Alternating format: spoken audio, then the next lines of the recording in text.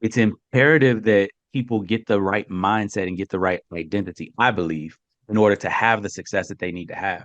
I think a lot of people get started in business thinking that they are starting a business where they are really starting a second job. Mm. This business podcast, the Two Business Guys Mastermind, uncovers for you secrets and share tips and tricks to entrepreneurship as they mastermind on how to have startup, operational, and overall business success so that you can go on to get better results. So, Rob, here's the big deal, man. We hear this all the time, that you are not your business. Well, then, if this is the thing that I do all the time, what exactly am I? So here's what we're going to talk about today, y'all. We're going to talk about, that identity, small business owner, entrepreneur, which is which and which one is more important. So, Rob, you had some thoughts on that.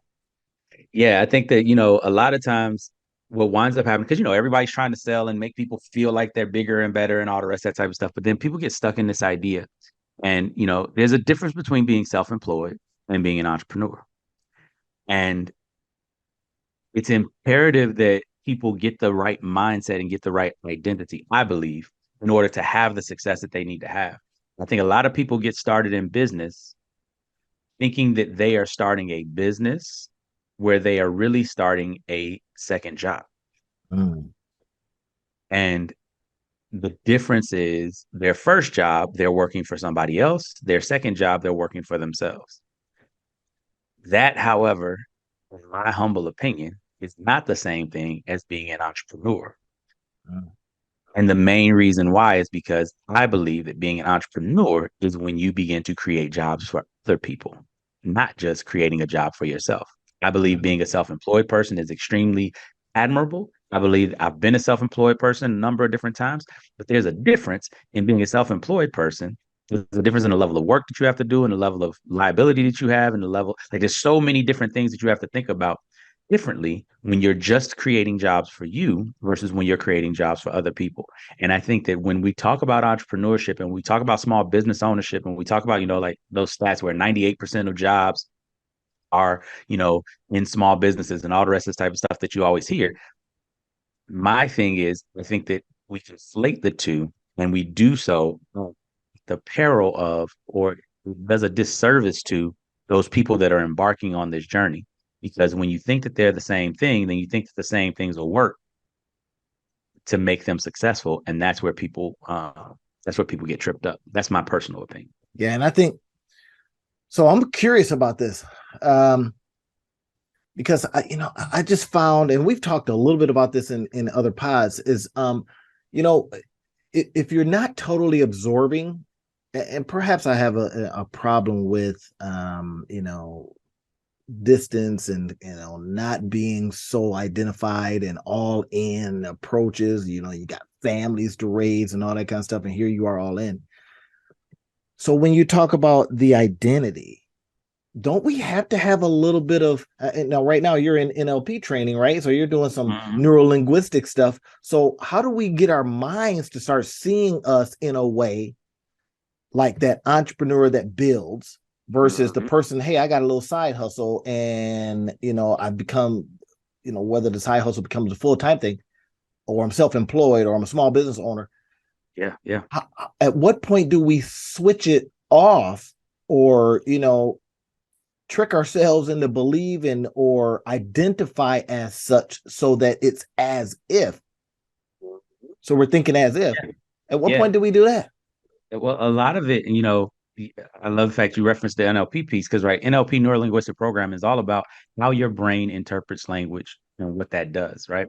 And so often the words that we use, we think that we're saying one thing, but we're saying something else. And we don't understand the cognitive dissonance that we're creating by using words inappropriately or by not having the right meaning to them, right? And in this instance, right, when we don't have a distinction between entrepreneurship, then oftentimes we will interpret the struggles that we're having as being part of the entrepreneurship struggle instead of being something different. And so we will try to fix the wrong things. And what I mean by that is, for example, when somebody is self-employed and they're trying to scale, The main reason that they're struggling with scaling is not because they can't find the right people, because they can't get enough money, because they can't do all the rest of that type of stuff. Those things are symptoms of the root cause, which is they're trying to scale a self-employed business. Mm. And that's And the creating the whole idea, dissonance. exactly, that's creating the dissonance because a self-employed business doesn't need other people, right? It has Gotcha. vendors, it has externals, it has all the rest of the type of stuff. And so it doesn't have to do the same thing. Like when I go teach leaders, one of the big things that we have to do is we have to change their understanding and their mindset of what it is to be a leader. Because most leaders think that leading is telling people what to do and picking up the slack where they're missing. Mm-hmm. And it's like, no, leadership is about getting the best out of those people. It's about helping them to see where to go and facilitating their process. It's really not about how good you are at doing any of the work that they're doing. Mm-hmm. Mm-hmm. That only is beneficial so much as it helps you to give them an understanding of what they need to do and to help them overcome the obstacles they need to overcome. But when you think that it's about how hard you work, how much you show up, how much you use your power to make people do stuff, and you get all kind of crazy results, right? And the reality is 50% of people that leave their jobs because of their leader, because of their boss, Mm. right? So we know that it's not working out in society. So that's one example, right? With business owners, the way that it works is like this. If you're sitting there trying to figure out how to scale a business where you're the main delivery source, then you're constantly trying to find people who, in your estimation, are as good as you are at doing whatever it is you do. Yeah. Yeah. Here's the problem. You're rarely going to find people who are as good as you are at doing what you do, who are willing to work for what you can pay them. That's an interesting dichotomy. All right. I Right. apologize, y'all, for using the big words on you, but I've had my coffee and I've been up a while. So, but I mean, to your point, it is so, even when I look at how I like to do business, keep in mind how I like to do business, not to suggest that it's the best way all the time, right? So I truly believe that you only are going to leverage through other folks, right? You're only going to leverage that way. But at the same time, in practice, I get up in the morning, I says, well, I can knock this out. Mm-hmm. Right. Or should I send it over to my folks in Sri Lanka or Pakistan or, Israel or wherever, right? Should I send it? Should I outsource it or not? Mm-hmm. Should I send it to the virtual assistant or not? Kind of a thing, right? And next thing you know, you're doing the work. 2 hours has Mm-hmm. passed, and you're in there editing your own stuff or whatever it Exactly. is. Yep. Yep. And at the end of the day, the questions you have to ask yourself is not, should I send this to them? The question you have to ask yourself is this the work that I'm supposed to be doing Right. Based on the business I want to have. based on the business that I want to have, right? Like is this the work? Like think about and here's the thing: a lot of people will call themselves CEOs of their business and they have no idea what CEOs do. Here's what I will tell you. Here's what CEOs don't do. CEOs don't do every job in a business. Yeah. That's not a CEO. If you're doing every job in a business, you are not a CEO. You are a self-employed person. When you become a CEO, CEOs are the chief executive officers. They are the chief of getting things executed, which means they are the chief coach on the team, making sure that their team members are getting everything done. They are the visionary and they have a bunch of implementers. And if you're not a visionary, have a bunch of implementers. If that's not your goal, if that's not what you're trying to do, it's okay to call yourself like president or founder or something else. But if you want to be a CEO, you have to realize that your job is not to do the work. Your job is to put the team together and to coach the team to do the work. Again, That's I'll take you back interesting. to right. Phil Jackson was not the best basketball player in the NBA in his era in India. He was at best a marginal player. Now he was a marginal player in the NBA, but nonetheless he was a marginal player. He won a championship coming off the bench and being a role player with the New York Knicks. But what he learned from that vantage point was exactly what was necessary for the stars to win championships. Mm-hmm. And what Phil Jackson did is he didn't go out and say, I'm so smart, I'm so this, I'm so that. Listen to me, follow me.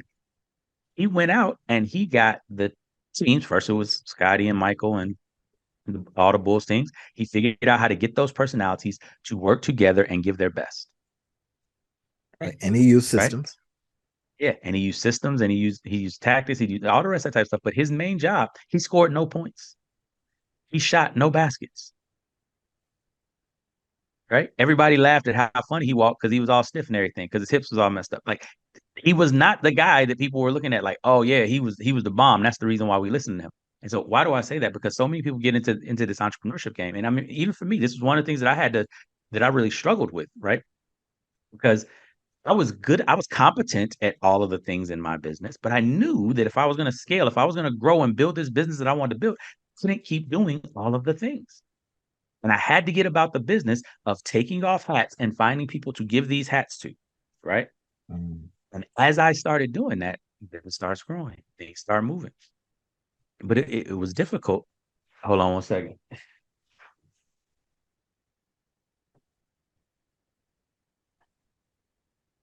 There we go. Forgot to turn the phone alarm off.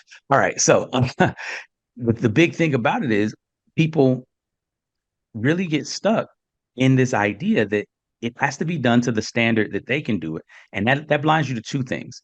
Number one, it blinds you to the reality that you're barely competent at a whole bunch of the stuff that you do. Yeah. There are people that this is what they do and they way better than you at it. That's right. Right. But then Better, the flip side of faster, that is also stronger. better, faster, stronger, everything, right? Like, I am we talk about this all the time. I'm a Yeah. competent marketer, right? Yeah. I built a six-figure business with me being the main marketing guy. So obviously I can market, but I know other people that are way better at it than I am. And it takes them way less time. And if you look at how much my time costs versus how much their time costs, it's way less money Yeah. for way Yeah. better performance, right? So that's Gosh. one space that you get into. But then there's another space where in delivery, in the thing that you're giving, and this is where I got stuck, and this is where I really had to start changing the way that I did things. So often we create systems that rely on our excellence for the system to work. What you do when you do that is you create a job that you can never leave. Mm. Never leave, never take vacation from, have to worry about all the time. Come Exactly. on, Michael Gerber rocked this out Right. brilliantly, right? In Right. his And the work. E-Myth is the So E-Myth. Right. And so what you have to start looking at is, what is the level of service that's necessary to still have a competitive advantage, to still do, but that somebody else, that I can systematize so that somebody else can do at this level. yeah, yeah.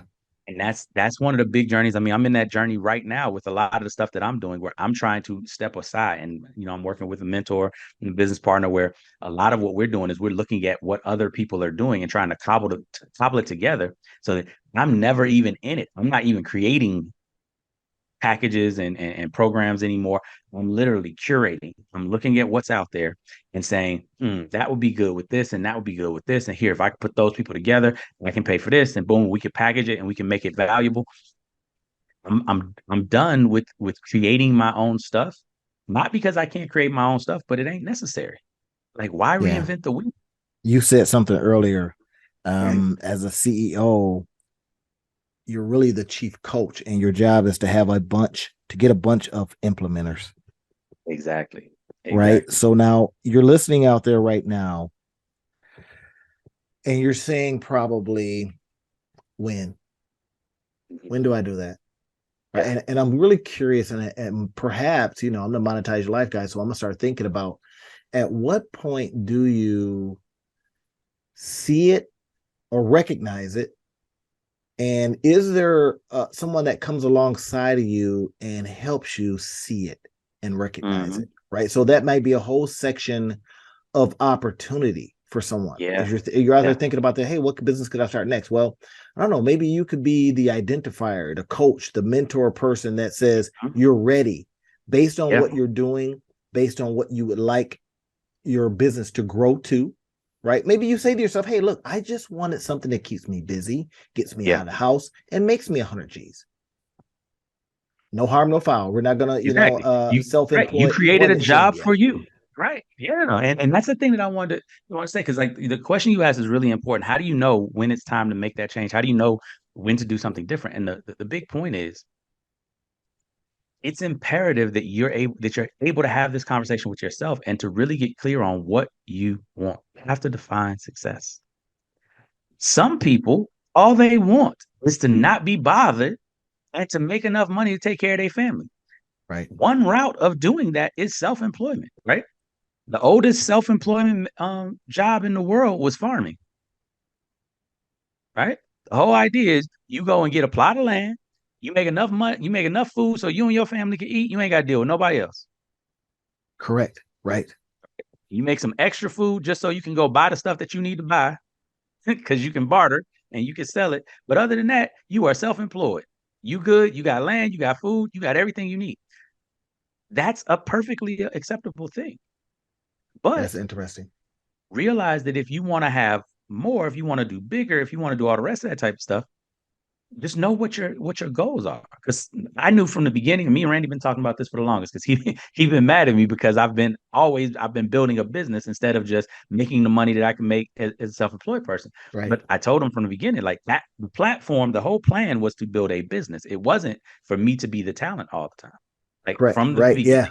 And I says, man, all this money is just low hanging fruit. It's like, dude, I'm planting trees. Be like, but there's stuff you could eat right now. It's like, well, I'm planting trees. I'm just like, yeah, but you might be starving. Like, no, I'm gonna do a little bit. So I'll pick a couple of them. So that's the whole play, right? I'm eating, but I'm not just harvesting, right? Because I was planting, right? And but that was because I knew what success looked like. I knew that success for me looked like a business where I have 10, 15 consultants and partnerships and things like that. And we're doing seven figures and we're doing stuff. And I'm not the delivery guy. I knew that was what I was looking for because I got 4 or 5 other businesses that I need to have the time to be able to go start. So this one has to be able to run without me. Right. But that's not everybody. And that's a huge transition, Rob. Would you agree? So would you agree? And that heavy sigh, everybody, when you hear stuff like that, it's like it's the transitioning of your own thinking. And this is going to be stages of life kind of things too, right? Sometimes, you look at the, you're maybe you're a little older, maybe you're 35, maybe you're 40, and you see the, young ones coming up 21, 22, 25, and they're just out there grinding. You're going, yeah, I'm not doing that. Right. Yeah. Because you've been there, done that. And then you may be at a different level or a different stage or different level of energy or want to, or whatever it is. Right now, it may be wise to get someone like that on your team because they've got the juice, the energy, and all that kind of stuff, but they don't have some of the other stuff you've acquired. The structure, the belief, the vision, the understanding, the patience. Right. So sometimes when you're out there and you're doing that advisory, if you're doing that coaching, understand where people are. And my Linda's really good at that, man. She'll say, I just want to find out where people are first. Right. I look at the problem and go, would you like this solved? Because when you've acquired some of these skill sets, right, you kind of go, I see the problem very, very clearly. Do you want it solved? Or do you want to go through the process of solving it yourself or whatever? And I'm gonna tell you, I can't tell you how many people says, yeah, I want to figure it out. Yeah. Right. Now the CEO might says solve that because they've learned to leverage. They got an implementer that says, hey, I can see it clearly. Exactly. Or they call you in and says, hey, solve this for me. Yeah. You go, I'll bring somebody. I've literally gone through that journey, right? Like when I first started, don't get it twisted. Even though the definition of what I wanted was always what I'm talking about now, it was difficult to identify with that because everything that I had done up until that point, I was more comfortable being a professional than I was being a leader. Right? I was more comfortable in the role of a professional, even though I had done leadership. I had excelled at leadership. It wasn't that I wasn't capable, but the lens of my identity, where I felt most comfortable, was being a professional. Because when you're a professional, everything is within your responsibility, within your ability to affect, right? I'm doing all the work. Therefore, I know it's going to be done right. Right. Wow. And that is a powerful, powerful statement. I'm writing that down, y'all. Oh, no. That's that more that comfortable part being right a professional than being a leader. Yeah, and right, and I teach leadership, right? I'm a leadership guy, but nonetheless, I understand that plight, that feeling, because here's the funny part about being a leader. It requires you to give up control and to prioritize influence. Man, that's And that's powerful. most people don't have a sense of their influence. They know what control feels like because they've been working to have control for most of their lives. But the funny thing, I heard somebody say this in a wealth building seminar one time, right? It was like one of those, how do you protect your money from taxes and suits and all the rest of that type of stuff. It's a business seminar I was at, you get one of those guys coming, he gets like an hour of the 3 day Mhm. seminar or whatever. And one of the things he said though was so powerful. He was like, you want to own nothing and control everything. That sounds like one of those headlines that one of those guys or one of those folks would say, right? You want to, and that would be such a powerful, just like this statement here, that would be such a powerful call to action.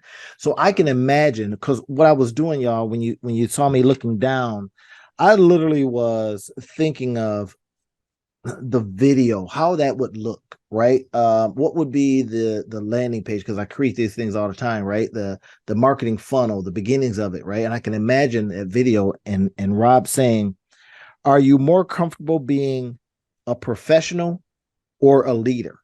Right now, into some of the courses that he has, into some of the programs that he's doing, and that how you answer it. Right now, this is an interactive video play.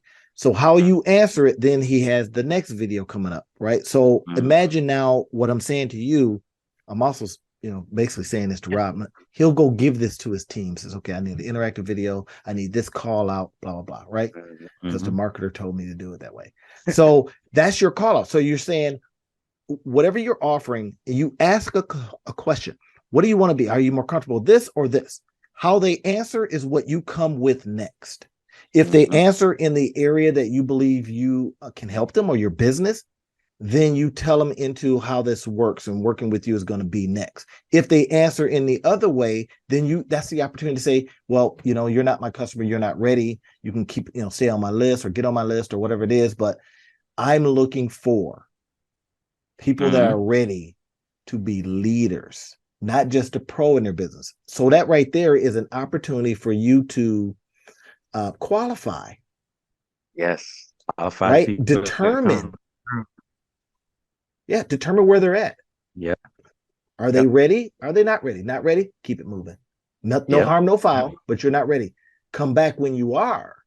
And then I got I got stuff that I can do for you. Gosh, Yeah. man, that was Yeah. that's some I good know drop right there. that's tight. That's tight. So that a lot of this, is really understanding where you are. Like I said, at the beginning of the day, you can be self-employed. There's nothing wrong with being self-employed, except that if you are thinking that you're an entrepreneur and you're self-employed, you're going to be disappointed with your results. Mm, that is so powerful. That clarity, getting clarity, and that maybe that'll be the title of this video. Getting that kind of clarity, understanding where you are, what you want to see, how you identify in business is going to help determine everything else. Exactly. Right? I think we talked a little bit about this off camera, and we were talking about now apply to how and who you're hanging around is also going to be relative to how you're seeing yourself. Right? How do Exactly. I see myself? Oh, I'm just a guy, just a young lady that's, I'm just so I hang around folks like that. Oh, okay, that's fine because that's the level you're going to get to. But I see Exactly. myself as a CEO, and now we just said a CEO gets a bunch of implementers. If I see myself as a CEO, I should be going to CEO things, the CEO Exactly. roundtables. Look for it Being in your around in your CEO community, people. Yep. and now you start being around folks, even if you're not terribly comfortable yet, because your belief hasn't occurred.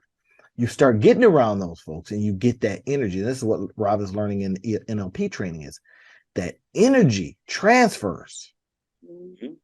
right? What other people are feeling and thinking and believing. transfers. You can and feel it. communicating. Yeah. Yeah. Because your subconscious mind can take in so much more information and you're aware of. You're learning. There's this concept of being in the presence of greatness, right?